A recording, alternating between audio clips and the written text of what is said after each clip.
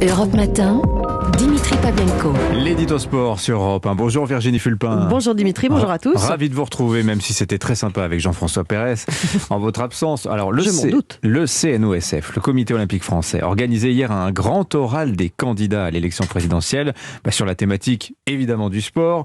Et ils sont que 3 sur 12 à avoir répondu présent. Le sport, décidément, c'est le grand absent de cette campagne.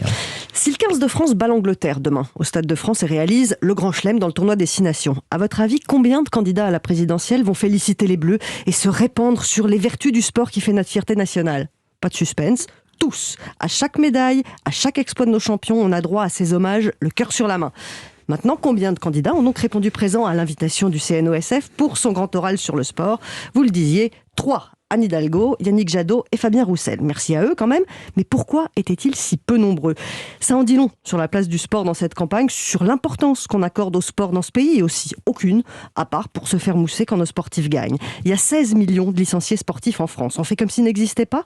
Est-ce qu'on a déjà oublié les grandes phrases d'il y a 2 ans, au cœur du premier confinement, quand on se disait à quel point le sport était indispensable pour la santé, un des socles de notre nation, pour l'apprentissage de la vie en groupe, pour le respect des règles, pour l'entraide, et pour faire briller la France à l'international pour ce qui concerne le haut niveau.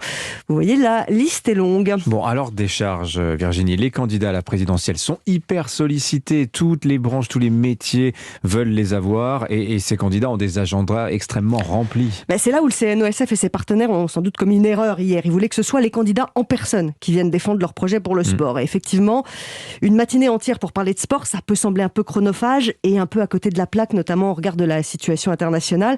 Même si c'est pas la guerre en Ukraine qui a fait disparaître le sport de la campagne, il était déjà absent avant.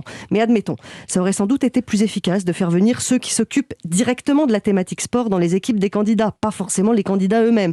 Ça nous aurait peut-être évité cette politique de la chaise vide et cette conclusion amère que le sport n'intéresse pas la plupart des politiques. Il y a des questions intéressantes qui ont été abordées hier. Est-ce qu'il faut un ministère des Sports de plein exercice? Quel statut pour les athlètes de haut niveau? Comment on peut rénover les nombreux équipements sportifs vieillissants dans nos territoires? Le sport à l'école, le sport santé. N'oublions pas non plus que le sport en France, ce sont des bénévoles évidemment, mais aussi 150 000 salariés et un secteur qui pourrait créer 50 000 emplois dans le prochain quinquennat. Est-ce que ça n'intéresse toujours personne? La France va accueillir la Coupe du Monde de rugby l'an prochain, les Jeux Olympiques et Paralympiques dans 2 ans. Alors à ce moment-là, n'en doutons pas, il y aura du monde pour encourager les Bleus.